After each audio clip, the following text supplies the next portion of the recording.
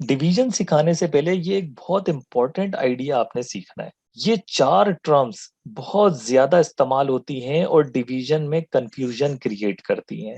ठीक है, ये आपने बहुत अच्छी तरह से समझना है। उसके बाद आपको डिवीजन यहाँ से ऑटोमेटिक समझ आ जाएगी। फ्रैक्शन किसे कहते हैं हम? फ्रैक्शन का मतलब है, एग्जाम्पल से हम समझते हैं चीजें। फ्रैक्शन का मतलब होता है कि मिसाल के तौर पे आपके पास एक पूरा केक मौजूद है भाई, इसको भाई केक समझ लो। जी अब लिखा है कि 1/4, इसका मतलब ये है कि केक के कितने हिस्से करने हैं? 4। 4। तो ये मैंने इस केक के कर दिए 4 हिस्से, और कितने हिस्से लेने हैं आपने केक के? 1। 1। तो कोई सा भी एक हिस्सा ले लो, तो ये आ गया फ्रैक्शन। फ्रैक्शन होता है कि पूरी एक ऑब्जेक्ट का कुछ छोटा पार्ट, एक पूरा केक था ना, एक ऑब्जेक्ट का छोटा हिस्सा, इसी को तो कहते हैं फ्रैक्शन। फ्रैक्शन का मतलब ये हो तो छोटा हिस्सा। अगर लिखा होता 2/4, तो इसका मतलब 4 हिस्से तो करो केक के, लेकिन कितने लेने हैं आपने?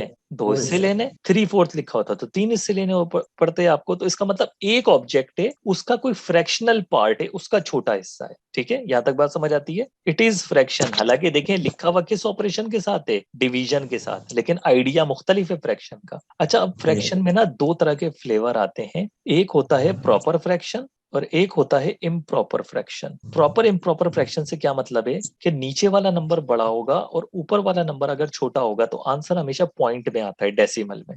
अब अगर पॉइंट डेसिमल में आ रहा है, तो इसका मतलब ये प्रॉपर फ्रैक्शन है। जाहिर सी बात है, अगर 1/4 लिखा हुआ है, तो आंसर आपका डेसिमल में क्या आएगा? 0.25 आएगा, एक चौथाई जी हिस्सा है। तो ये पॉइंट में आपका आंसर आ रहा है डेसिमल में। इम्प्रॉपर फ्रैक्शन क्या है? हम अक्सर क्या करते हैं, फ्रैक्शन ही रिप्रेजेंट करते हैं, लेकिन ऊपर वाला नंबर बड़ा होता है, नीचे वाला नंबर छोटा होता है, तो आंसर 1 से बड़ा हो जाता है। तो भाई ये तो फ्रैक्शन नहीं हुआ ना। 1 तो 1 का मतलब ही यही है कि एक पूरा हिस्सा होना, एक हिस्सा होना, एक ऑब्जेक्ट होना। तो हमें तो एक ऑब्जेक्ट के छोटे पार्ट चाहिए थे जो पॉइंट्स में आएंगे, एक से छोटा हो जाएगा, 0 पॉइंट में या आएगा असल में कहें तो ये नंबर तो 1 से बड़ा हो गया, तो ये प्रॉपर फ्रैक्शन तो नहीं हुआ। सिर्फ इस जी बुनियाद पे कि हम 1 से बड़े नंबर को भी फ्रैक्शन के तौर पर ले लेते हैं, लेकिन उस केस में हम उस फ्रैक्शन को क्या कहेंगे? इम्प्रॉपर। ये फ्रैक्शन प्रॉपर नहीं। ये आइडिया समझ आता है? Yes sir.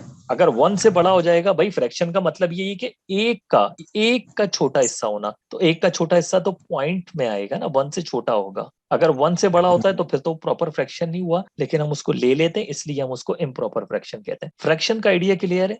जी सर, ये तो क्लियर ये याद रखना है कि ऑपरेशन डिवीजन ही इस्तेमाल हुआ है यहाँ पर। ठीक है, ऑपरेशन अलग नहीं है। है। जी ओके, अब हम बात करते हैं दूसरा पार्ट, रेशो। रेशो किसे कहते हैं? यहाँ भी डिवीजन ऑपरेशन होता है। अच्छा, रेशो के पीछे आइडिया ये है कि आपके पास मिसाल के तौर पर एक थैले में 4 रेड बॉल्स हैं और 3 ग्रीन बॉल्स हैं। जी तो इस चीज को आप रिप्रेजेंट करेंगे कि 4:3 का रेशो है। हर 4 बॉल्स के मुकाबले में 3 बॉल्स मौजूद हैं। 4:3 का रेशो है रेड बॉल्स और ग्रीन बॉल्स के मुकाबले में। ठीक है, जी अब मिसाल के तौर पर ये भी तो हो सकता था, रेशो देखें तब भी सेम बनेगा। अगर आपके पास थैले में 8 रेड बॉल्स होती, जी 2, 4, 6, 8, और 6 ग्रीन बॉल्स होती, तो अभी क्या होता? सर वो 8 और 6 का रेशो होता। ठीक है, यस सर। लेकिन ये दोनों रेशो आपस में क्या है? बराबर है भाई।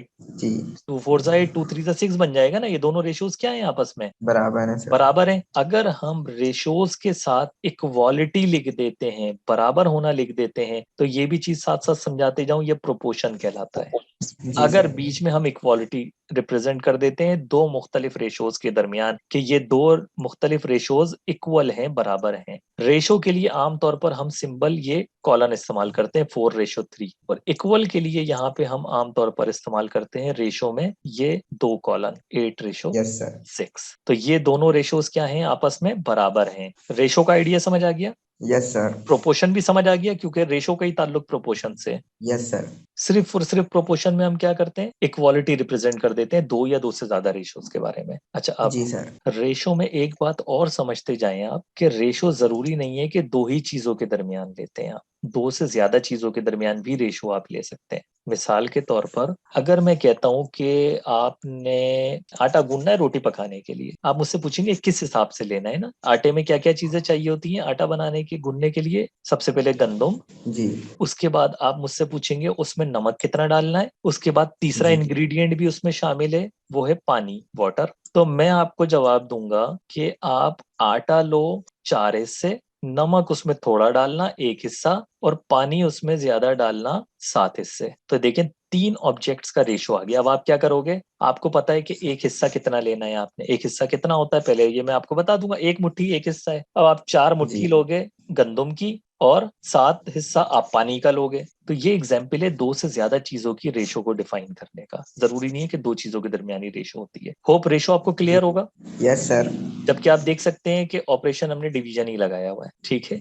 अच्छा, यस ये सब एक्सप्लेन करने का आपको मकसद समझ आया ना, क्योंकि बड़ी कंफ्यूजिंग चीजें हैं, ये बच्चों को समझ में नहीं आता कि कहानी क्या चल रही है। कभी फ्रैक्शन वर्ड इस्तेमाल हो रहा है, कभी रेशो हो रहा है, कभी डिवीजन हो रहा है, कभी प्रोपोर्शन हो रहा है, कुछ नहीं समझ आ रही कहानी कि चल क्या रहा जी है। अच्छा, अब देखें डिवीजन क्या हो। डिवीजन में एक बहुत इंपॉर्टेंट फैक्टर है। डिवीजन में क्या है कि अगर लिखा है 6/3, हम डिवीजन में हमेशा चाहते हैं कि नीचे वाला नंबर 1 आए, नीचे वाला नंबर हमेशा 1 आए, चाहे ऊपर वाला नंबर कुछ भी हो। तो 3 1 जा 3, 3 2 जा 6, तो नीचे क्या आ गया 2/1। आमतौर पर हम नीचे 1 लिखते नहीं है, इसको हम 2 ही मान लेते हैं। डिवीजन में हम हमेशा नीचे 1 चाहते हैं। एक और मैं एग्जाम्पल ले लेता हूं, मिसाल के तौर पे लिखा है 0.5/2। इसका जो आंसर आएगा अब भी नीचे 1 आएगा और ऊपर हो जाएगा 0.25। देखें ये लिखा है 0.5, हम आमतौर पे जानते हैं आधे को कहते हैं, आधे को यस सर। मजीद आधा करना है। अब हाफ को भी हाफ कर देंगे तो 0.25 हो जाएगा, नीचे ये फिर भी 1 आएगा। ये एग्जाम्पल मैंने इसलिए दी कि आमतौर पे बच्चे सोचते हैं कि भाई अगर ऊपर वाला नंबर 1 से छोटा होगा और नीचे नंबर बड़ा होगा तो फिर क्या करेंगे, फिर तो नीचे 1 आ ही नहीं सकता। क्यों नहीं आ सकता भाई 1, आप कैलकुलेटर से करके देखिए, नीचे हमेशा 1 आएगा, क्यों नहीं आएगा। 0.25 है, नीचे हम आमतौर पे 1 लिखते नहीं है, तो ये आंसर आ जाएगा 0.25। इसका मतलब आमतौर पे 1/4 ही होता है, बट 1/4 हम लिखेंगे नहीं, क्योंकि डिवीजन में हम क्या चाहते हैं, नीचे हमेशा क्या है